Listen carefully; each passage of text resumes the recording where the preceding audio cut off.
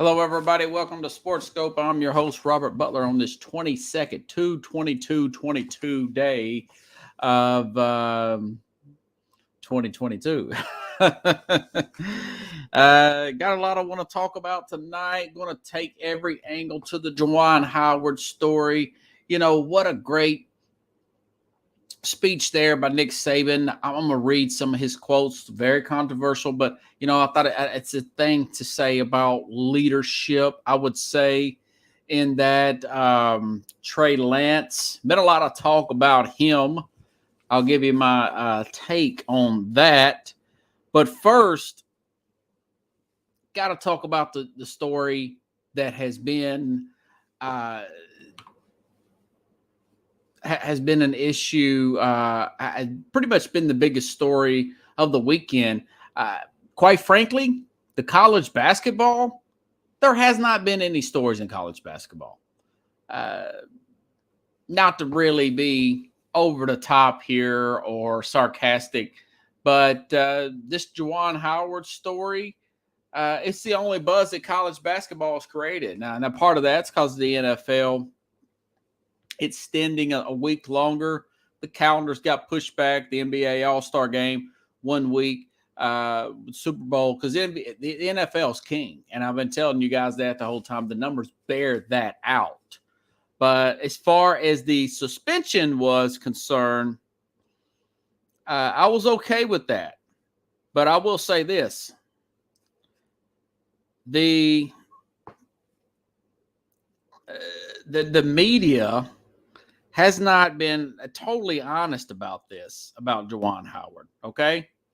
They have not, and that's why you've got shows like mine and whatnot. This that tells you the whole truth and nothing but the truth, so help you God. Now, I'll say this. Let me back up a little bit, okay? Some of you this is mainly a football show, but I talk on all the big topics if I think they're worth talking about. Juwan Howard, former Michigan player, Fab Five in the early 90s, part of that group. Just a little refresher there, okay? He was played, I don't know, about 15 years in the NBA. He was a 5-year assistant coach in the NBA at the Miami Heat. He was pretty much qualified to take that Michigan job when he did as a head coach, been there for 3 years. Last year, Howard won Coach of the Year, AP Coach of the Year. They had a 1 seed, and they got to the Elite 8. Been pretty mediocre the other 2 years. He's been there since 2019. All right. So, apparently what happened was Greg Ward, the head coach, I think it was assistant there, that was the coach basically for Wisconsin, whether it was the head coach or the assistant coach. Greg Ward's one that got hit, but he called a timeout. They're up like 17 points. It's 48 seconds to go, but they had all their backups in, they being Wisconsin. All right. They couldn't get the ball of the timeline. That was the reason for the timeout. It wasn't to try to run up the score.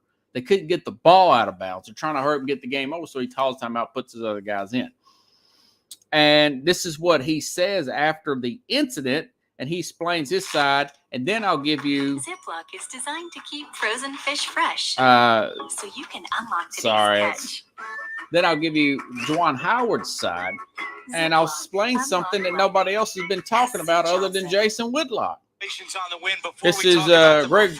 Take us through what happened after the game. Greg Gard, G-A-R-D. Apparently, he altercation didn't like that I called the timeout to reset the 10-second call. Because we only had 4 seconds to get the ball over half court, and I didn't want to put my backups. I had all my bench guys in the game. I didn't want to put them in that position of scrambling with only 4 seconds. So I took a timeout, and it got us a new 10 seconds, and helped them, get organized to get the ball in. And he did not like that when he came through the handshake line. So I'll leave it at that, and the tape will show the rest.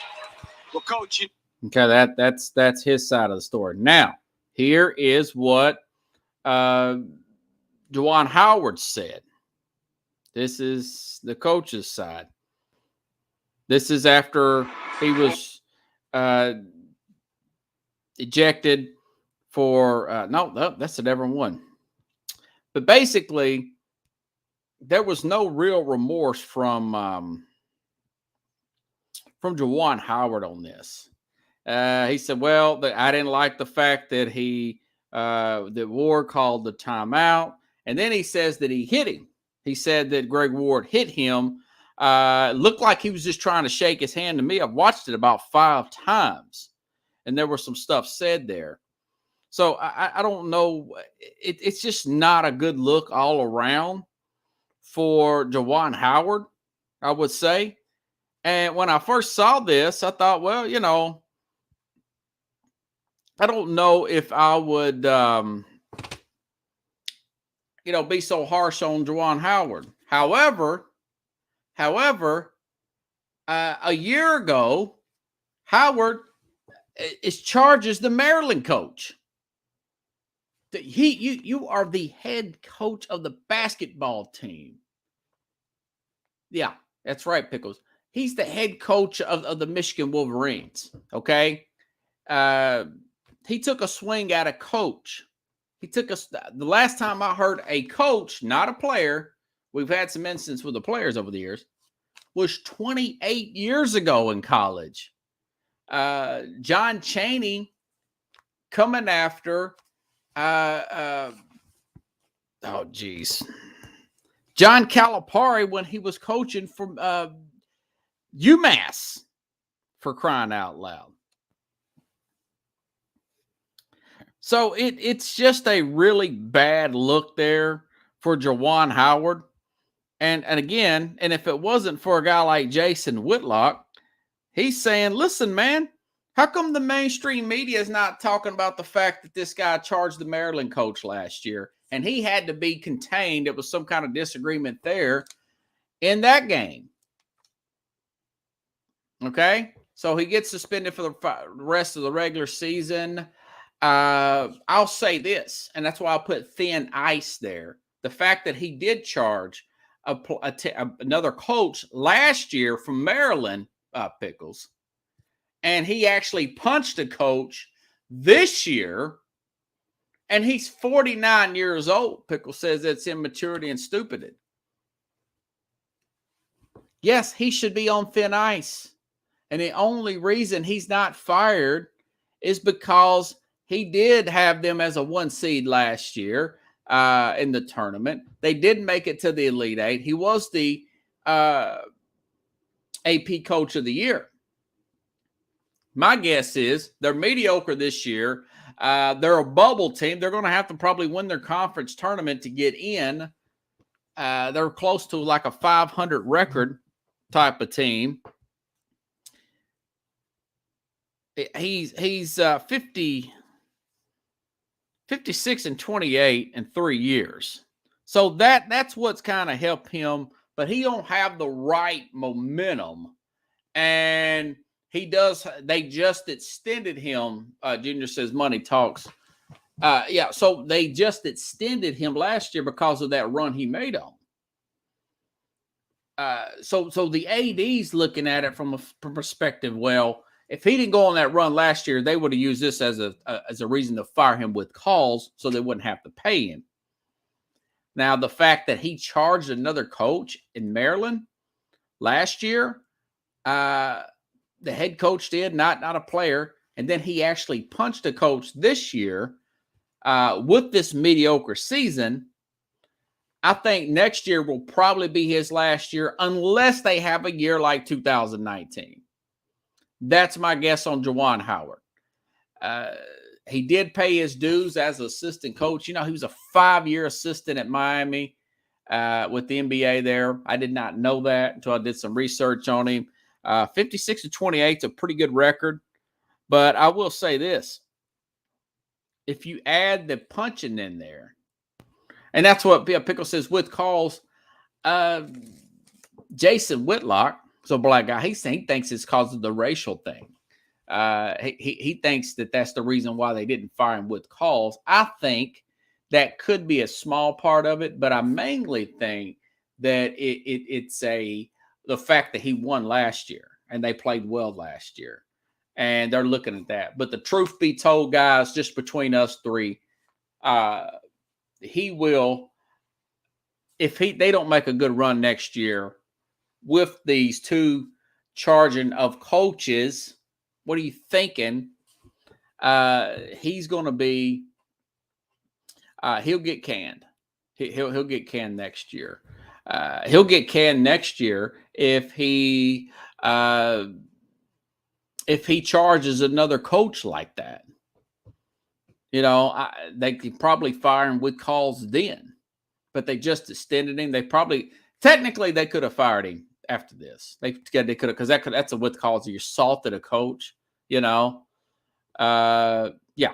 If he was white, and that's what and Pickle's saying is what Jason Whitlock said.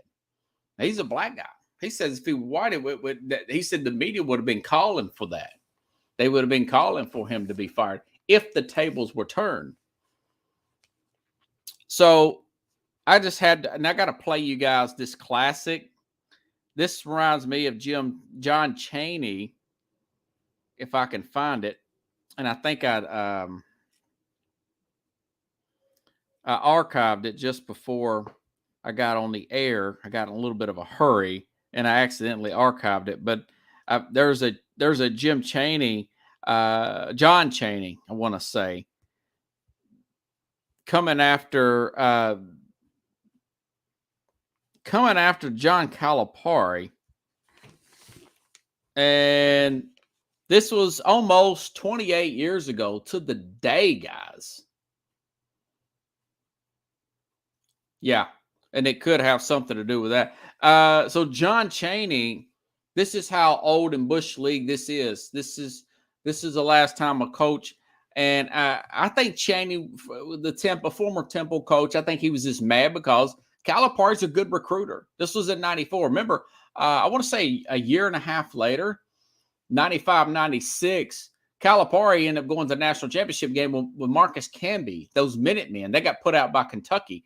But this is in 1994, day before Valentine's Day, 1994, when UMass upsets Temple, and Chaney comes after Calipari in the locker room, doing the press conference time. Listen up. There's going to be some curse words here. Stand by.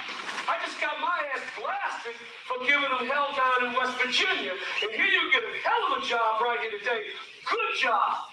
3 class guys. And you pick them out here and single them out. You can't get that young nigga brother guy. Shut up, goddammit. Shut up, young brother guy. I'm telling you. You remember that. When I see you, I'm going to kick your ass. Kick your ass. Come on. You got a good team, and you don't need that ass. That's why I was telling my kid to knock your kid in the mouth. Standing there pushing in the game. It's over fouls, and I'll tell my kid to knock your kid. I mean, that really looked bad on John Chaney, the late great John Chaney, and a young John Calipari there too. He's probably in his 30s. And I will get to Flores here in a minute there, L Jr. So this is very Bush League of Howard. Should Ward not have put his hand out to shake his hand? Now some people are saying don't have the shake hand line. I could care less either way if they had the shake hand after the game thing or they had the national anthem. But Howard was wrong here. And he kind of got a slap on the wrist. But, again, he's on thin ice. He's going to be on thin ice. My prediction, probably get canned next year. Probably.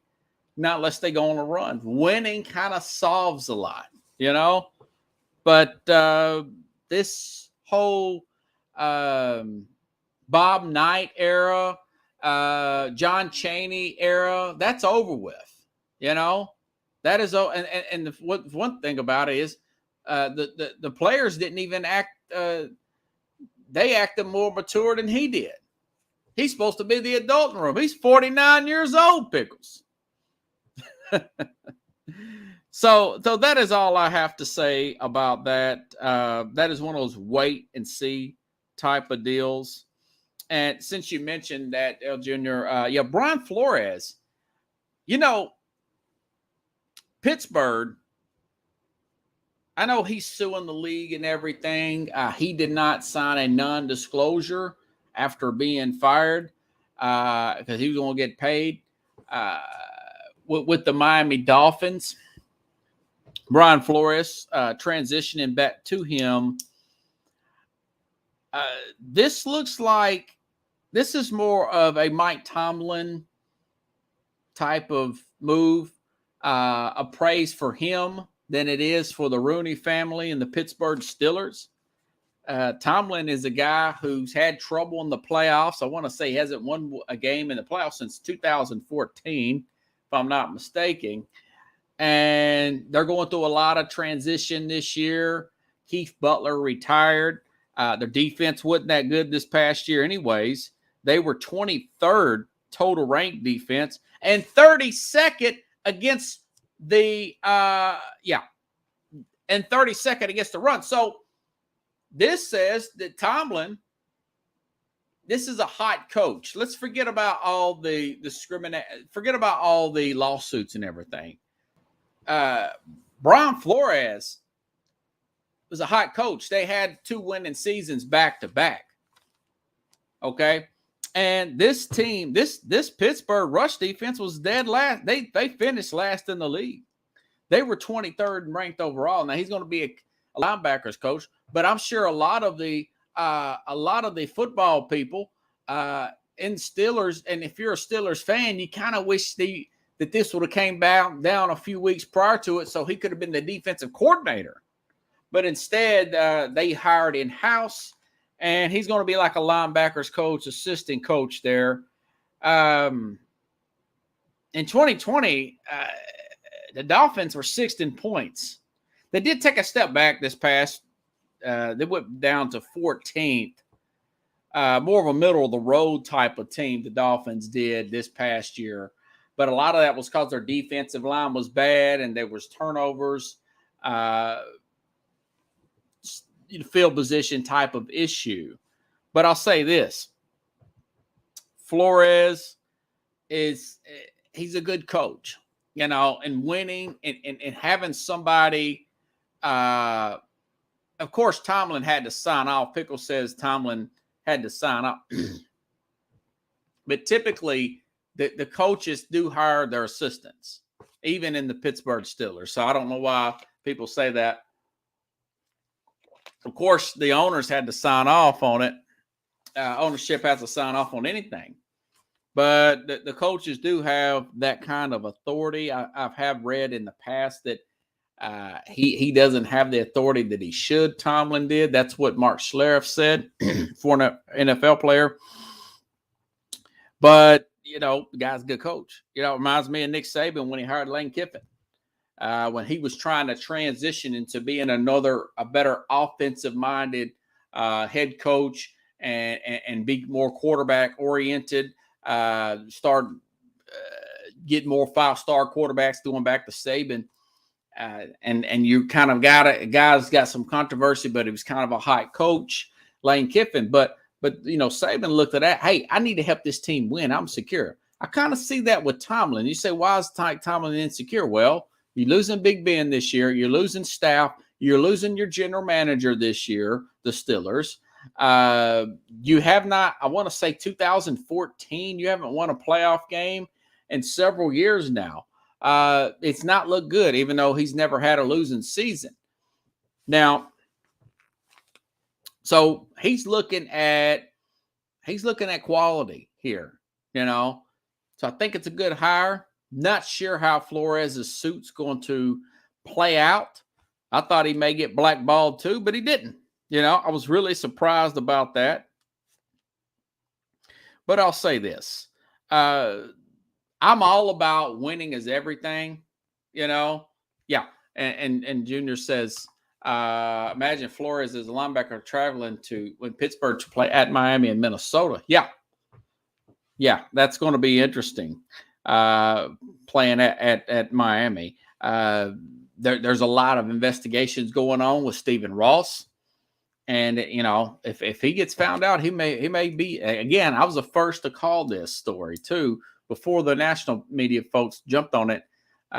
He may be forced to sell this team. I didn't think that was too much of an exaggeration if you find out that he's throwing these games, even though we know, wink, wink, a lot of teams do want to do that by playing, trading away veterans, playing younger players. But you can't officially order that. You can't say we need you to lose. It's got to be unsaid. If he can prove it, that's two different things, And the fact that NDA right there, the non-disclosure agreement, that was interesting story about Flores leaving that money on the table there with the Dolphins. So anyways, a lot of talk has been coming about, switching gears here, staying in the NFL. Trey Lance, Joe Montana. This is over the past few weeks, guys.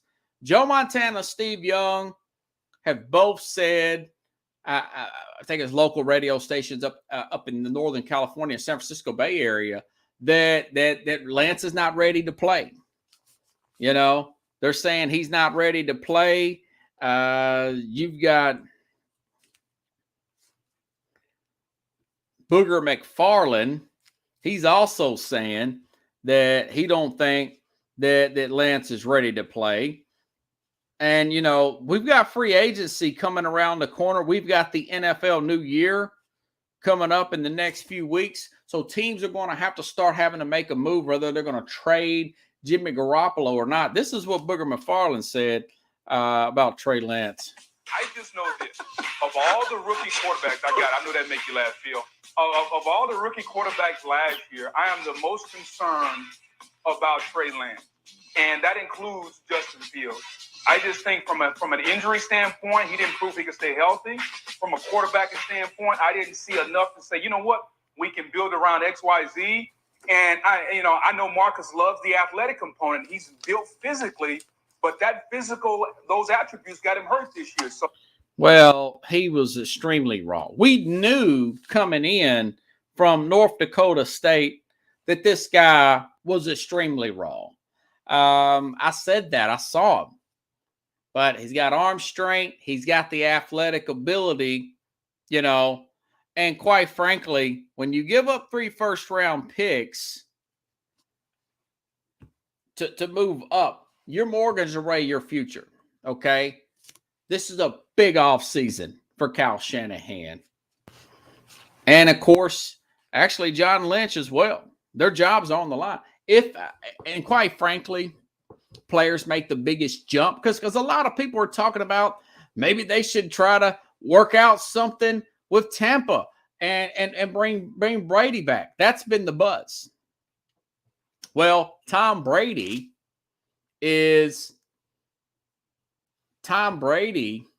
Oh, by the way, I want to Pickles.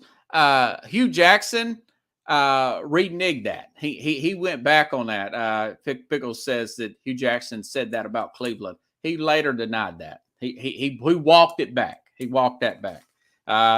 He walked it back about Cleveland telling him not to lose games. But going back to Trey Lance. So Trey Lance, like I said, we knew he was raw coming in. And if I'm Kyle Shanahan, first of all, I'll go ahead and do what I set out to do. Okay. If he's a bust, he's a bust. But you're still things still's not going to work out if you keep Garoppolo there another year. Okay. Garoppolo is hurt every other year. He's missed too much time. His stock is at an all-time high right now. You strike while the iron's hot. You're not going to do it anyways, in my opinion, with Garoppolo. You've hit your ceiling. You've hit your ceiling with Garoppolo. And you've already made this. You've went in too deep with Lance. So, other words, you're going to get canned anyways. You might as well get canned with your best foot forward, and that is sticking with the plan. Go ahead, trade Garoppolo. And if it's me, I'm talking to if I'm Cal Shanahan, I'm going to have a one-on-one with Lance. I'm saying my career with the 49ers is on the line for you. I said, man, you're saying, Robert, that's putting a lot of pressure on a young guy. Hey, it's a pressure league. That's why you get paid the big bucks as a quarterback. I'm going to say we've got to work day and night to get you right. I don't care what Joe Montana, that's what I tell him. I don't care what they said. Steve Young didn't look good in 1993 and 1994. He busted out in 95. He still looked a little bit shabby, if you ask me. I'm out of Nashville, Tennessee. Steve McNair had more, in his third year, had more interceptions than touchdowns. But you guys know something? In his 8th year, from 1995, when he was retired, it's a little bit of a different era, but not too much, until 2003. Steve McNair shared the MVP in the NFL off of his passing ability. So some players still do develop at a slower pace than others, especially these guys that didn't come from a non-power school. Okay. Like a McNair, he came from was it Alcorn State, what I say. Josh Allen was very raw his first year. So what it is it's the ability to process for Lance. It's the ability to put the proper game plan around him. And all that is just practice and timing. Practice and timing. Some people never get it. But if you're a guy like Cal Shanahan, who's really good with this stuff, he's going to have a really good running game. He's going to have an excellent tight end to throw to. He's got this ultimate gadget guy, Deebo Samuel. He's got a rock-solid defense. They finally got it together. DeMeco Ryans had some really bad games early in the season. It was his first year off defensive coordinator. That's not going to be the case next year. But we're coming up on March. Those mini camps in April, May are huge for Lance. And if I'm Cal Shanahan, I'm going to tell him, hey, listen, man, you got to shut all this noise out. My career with the 49ers is on you. He'll get another job if he gets fired. It's Cal Shanahan. But that's exactly the way my approach would be. We got to work day and night. We got to get as many of these receivers in here to get this time in. I don't know. I would not make a move and go get Brady at 45 years old. That's what people's been talked about. And quite frankly, Brady's still under contract for 2 years. So if he come out of retirement, they would have to trade for him. The 49ers would have to trade for Tom Brady to bring him back to his hometown. So, and then he's pushing mid-40s at this point. I just would not do that. Stick with the plan. If it don't work, you'll know. You'll know this year. But a lot of that is going to come in this particular. It's the biggest offseason of Cal Shanahan's career, if you ask me. But as far as trading him, no way. No bleeping way. As far as bringing in Tom Brady, I would not do that right now. So, anywho, alrighty then. What story to get to next? We got Flores, check. We got, okay. Looks like we're just about to, we'll stay on here just a few more minutes. Okay, so Nick Saban. Nick Saban was in the news. Talk about leadership, okay? I know Nick Saban's a hothead. And I don't want to look like I'm talking out of both sides of my mouth because Juwan Howard punched a coach, right? Here we go. Okay, here we go. All right. Let me go back and restart my podcast here. We're at 29:42. All righty. Now I'm back. All right. So there was a viral speech. It was like a leadership meeting, a conference or whatnot. It looked like a small room Nick Saban was in, and it went viral last week. about Henry Ruggs and his situation and what Nick Saban had to say about that. And I'll say this.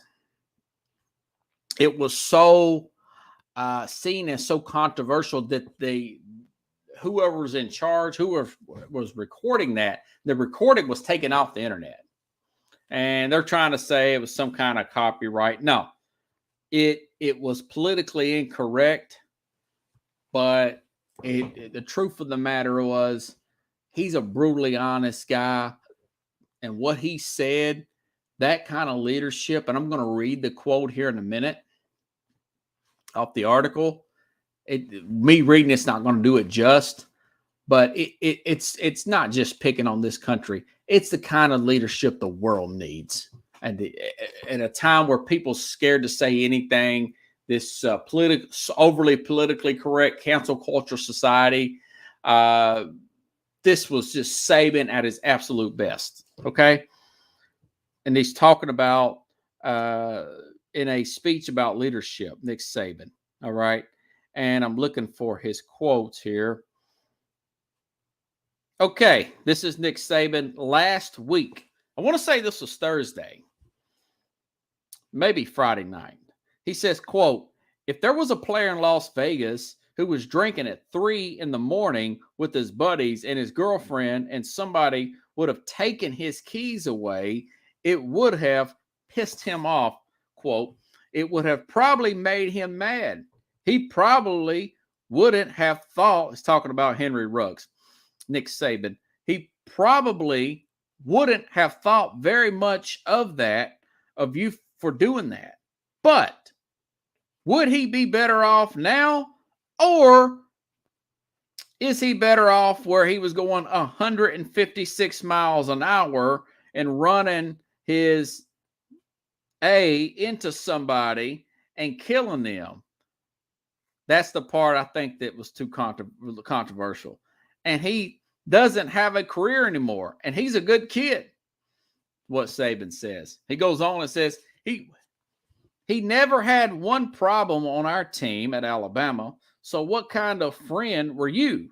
What kind of leader were you when you allowed a guy to do that? Nobody wants to do that because they're afraid of what somebody is going to think of them. And that is one of the keys to success in life.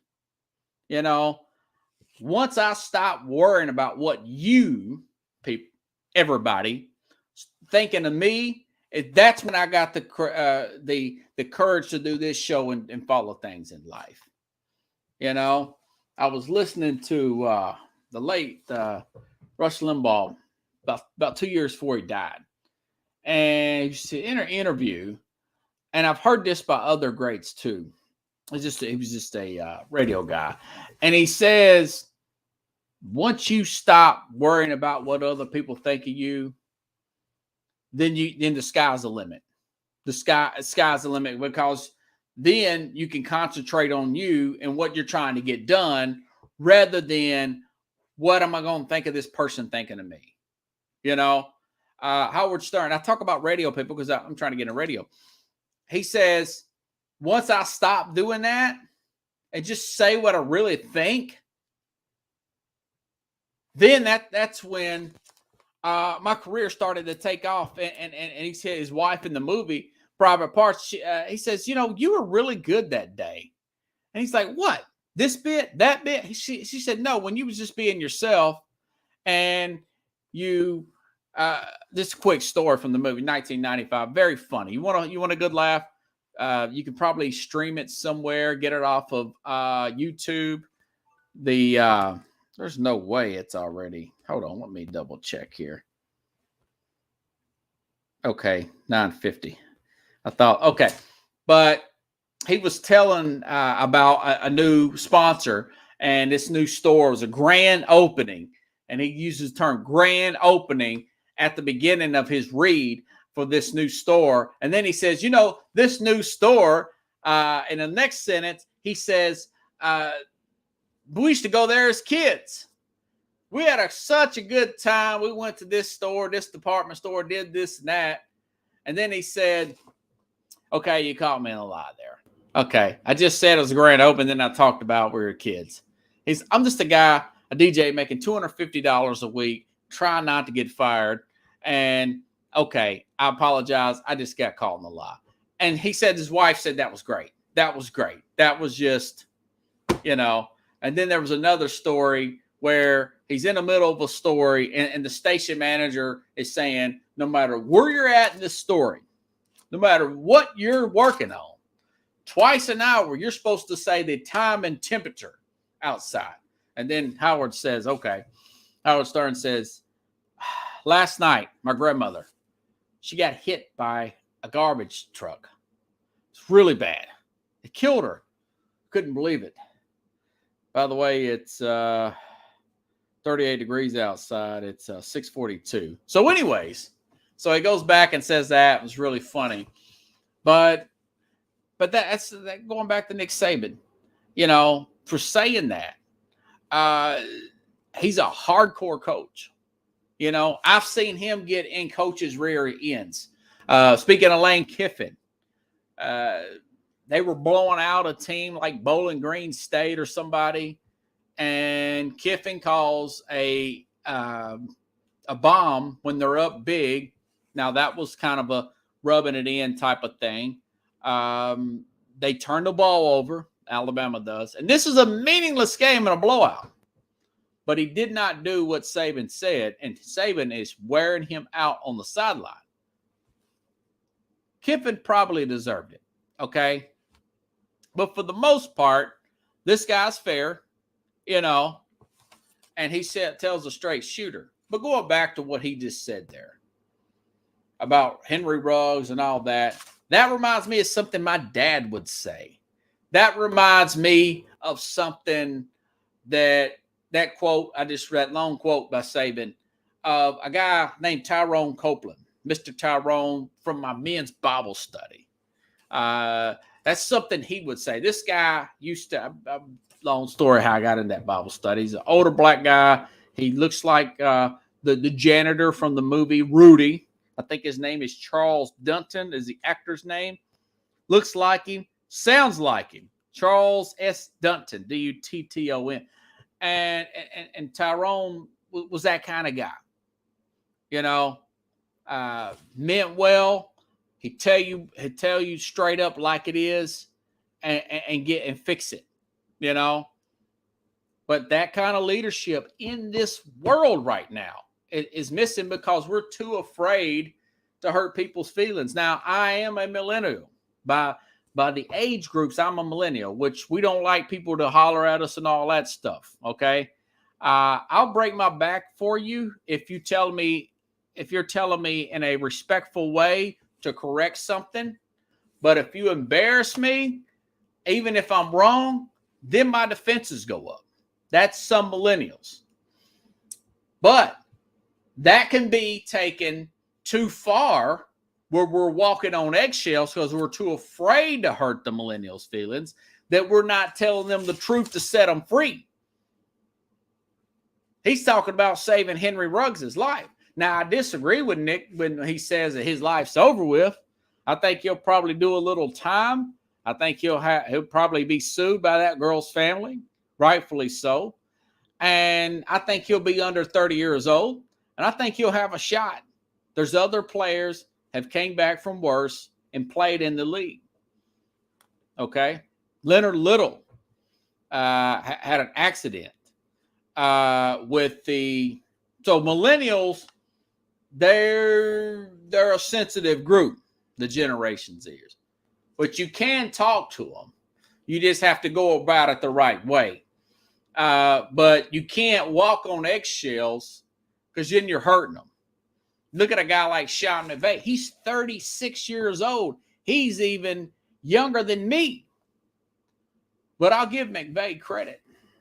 Number one, he took Dale Carnegie's How to Win Friends and Influence People things. And Jim Jeffcoat, former Dallas Cowboy, that's a show I do on Sundays with Jeffcoat. He says, and this guy coached as a defensive line coach in the league and played in the league for 15 years. He said nowadays it's a communication thing. And one thing I noticed by watching him on Hard Knocks by Sean McVay, and he's pretty freaking successful, giving credit where it's due, he knows how to communicate. He learns people's names. Going back to that Dale Carnegie, this is a book wrote in the 30s, The Power of Learning Someone's Name and coming at them with a respectful approach, you know. But communication and all endeavors, especially in the society, guys, where we're on our phones, people are losing social skills. Now we're wearing masks everywhere. Now that's kind of faded out. We had that issue for about 2 years now because of the COVID stuff. But we still have to be effective communicators. Now, Saban may be hollering at you and stuff, but he's just trying to make you better. It's a real good documentary on him and Bill Belichick. Belichick and Saban. I watched it like 3 times. Saban can be a hothead sometimes, but for the most part, he's going to get you in the right place. You know, he gave Musa Muhammad a second chance when nobody wanted him to give Musa. Went back when he was coaching at Michigan State, and Muhammad got in trouble. And Muhammad, his kids are in college now. He's played for 15 years. He's over some company doing really well. And he was about to get kicked out of school. And Saban said, you want me to put him out on the street, or you want me to bring him in here under me where I can get him squared away? And Muhammad thanks Nick Saban today. That was a week before this speech came out, you know.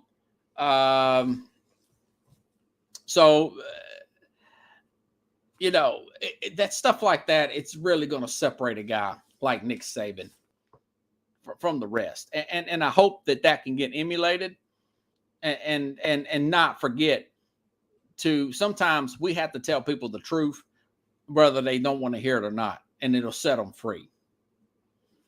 Okay. Okay. There was a story out. I think a lot of people got misconstrued on this story. I was one of them when I first read it. The XFL is supposed to collaborate with the NFL. It is not going to be a developmental league. I did not see anything about money. Now, the story I read, I checked it like 3 or 4 times. It's nothing about money being invested. But the NFL, and I did notice that one of the owners of the XFL, The Rock, he was in the NFL's pregame little hype-up thing. That was probably a sign. Either way, this story came out a few days ago, I think it was yesterday, to collaborate the XFL and NFL. The XFL is going to come out next February, not this month, next February. We got the XFL, or we got the USFL going to start in April. 2 different leagues, okay? But the XFL is coming back next year, and they're going to collaborate with the NFL on innovative training players, surfaces, and equipment rule changes. So basically, the XFL is going to be the guinea pig. That's all I got of it. It's going to be kind of like a minor league for Major League Baseball. So they'll probably try some kind of rule change. They'll probably try something, some kind of onside kick rule change. They may even take out kickoffs. They're going to do something like that. They're going to try helmets and all that, different helmets and stuff. So it's going to be a guinea pig. That's basically what I got from that. Now, all that being said, are these leagues going to work? Why do people keep trying these leagues? You know, is because the numbers are there. The numbers as far as viewership's there.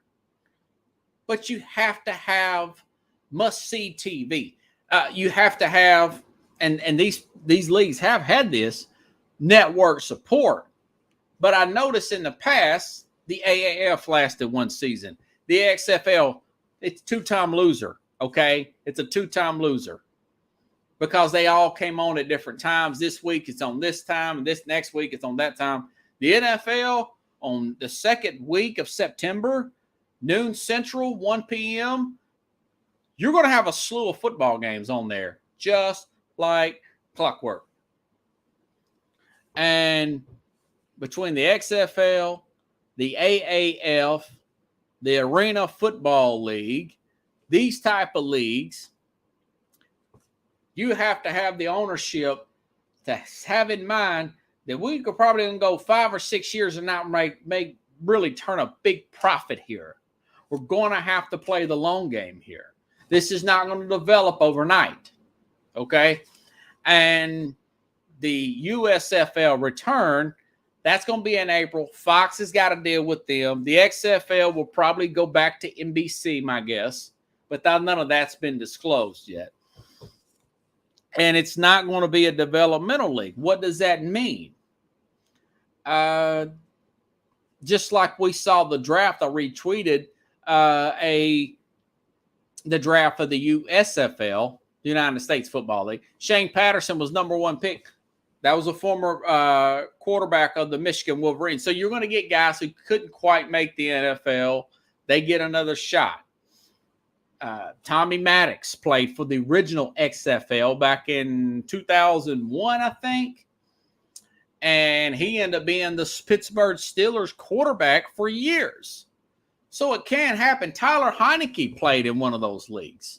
I think he was in the AAF. He's a started quarterback for Washington. So it's not a big fall off. But my thing is, it's got to be patience. It's the ownership. It's the money. I would like for these leagues to work because the spring can be boring and the summer, July, is really boring. You know, the Ice Cube come up with the big 3. He put it right in the middle of the summer. And quite frankly, it's pretty successful. It's only been out 3 years. They've got this is a basketball 3-on-3 tournament. They've got it in the middle of the summer, July. They've got a contract with CBS. It's must-see TV. It's always around noon Central to 2 p.m. Central on Sundays. Last year, that summer basketball was there. He understands that. And even said, Ice Cube, he's like, listen, I know that it may be 30 years from now where this thing really takes off. So he understands long game. And that's my issue with these startup leagues. I don't know if it's going to work or not because the others haven't. You would hope that this ownership group, whether it be for the XFL or the USFL, that they would have the patience to see that this is going to drain money probably for 5 years. But if we develop a system, we develop a following, we go out and get the best coaches that are currently not working anywhere else, and we keep our expenses down. From my understanding, the USFL is played in Birmingham. One place. So, article LBJ, what happens after he retires? I was like, didn't know that much about him. I'm not a fan of him, but he makes the NBA very exciting. Oh, yeah. LBJ, LeBron James. There you talking about? Yeah. And there was another article, switching gears here. LeBron wants to play with his son. Now, I want to say he's got 2 years left on his contract. LeBron is there's been a story out that him and his group, Clutch Sports, I can't remember the other guy's name that works with him there, and it'll come to me. If you guys know it, let me know. You know, I'm talking Rich Paul. There it is, Rich Paul. They're mad at Rob Pelinka, the general manager of the Lakers, because the trade wasn't done to trade away Russell Westbrook. That's a rumor, and there are sources from what I hear. I think Colin Coward said something. I'm going to say Chris Broussard may have said something as well, that they wanted Westbrook, but the ownership said no. You've vouched to get him here, and we're going to keep him here because we're not going to give up that much more of our future. The Lakers are going to be in shambles for a while. My guess is when LeBron leaves there, Davis is hurt all the time. Anthony Davis, they're going to have to trade him. LeBron's going to bounce. He'll probably go back to Cleveland or somewhere. Somebody's going to take his son, Bronny. Bronny's 17, so I think he's got one more year. And then, so it's going to work out perfect. LeBron's got 2 years left, but he's pushing 40 years old. He's pushing 40 years old, okay? LeBron is. I would have to be straight with LeBron. We'll draft your son, and his son's probably a second-round pick right now. His son's not that good. That could change. But we'll draft your son, but you're probably going to have to come off the bench. You're pushing 40, man. That's the same thing I said about Russell Westbrook. Westbrook is an energy guy. Unfortunately, about Westbrook, he's a guy that's out of control. The last few teams, he's been traded, 3 times in the last 2 years or something like that? Okay. He is a guy without Durant, he's never made it out of the second round of the playoffs. That year he won MVP with all those triple doubles. They didn't make it to, they didn't make it out of the first round of the playoffs. They didn't make it out of the first round of the playoffs. I knew this was going to be a disaster. I said on this show, they're going to try possibly trade him by the trade deadline. People wanted to, but who's going to take that $45 million salary? Who's going to take that? Westbrook. So the Lakers are going to be a mess for a while, and LeBron, that would be cool. I would like to see him play with his son, like Bobby Bonds and Barry Bonds. I think they played together. I know Ken Griffey Sr. and Ken Griffey Jr. in baseball played together. I can't remember it ever happening in basketball. I don't think it's ever happened in the NBA. It may have. Somebody can throw it out there. It's happened in baseball, And Pickle says Westbrook is the ideal sixth man. That goes back to Nick Saban said. He's the guy that has conversations people don't want to have. He would have been a good coach. He would have been a good college basketball coach too. Because a guy like Nick Saban would say, listen, Russell, we'll hire you, but you're coming off the bench. This is what the film says, Russell Westbrook. The film says that your plus and minus is bad. It's more minus than plus to put you in at the end of games because you take bad shots. You don't pass the ball enough. You're an energy guy. This is your role. The NBA coaches are too afraid to have that conversation. Okay? That's what Nick Saban would say. He would tell LeBron James, you're 39 years old. Okay? Here's the film, LeBron. I love you to death, but here's the film. This is what you look like in the first quarter, and this is what you look like in the fourth quarter. Okay? We can't play you 35, 40 minutes no more. Those 32-minute days are over with. We're going to have to bring you off the bench as well. That's in 2 years. So, yes, their egos are going to get bruised, but the truth sets you free. That's what I like about a guy like Saban. He's going to tell you the truth and make you a better player.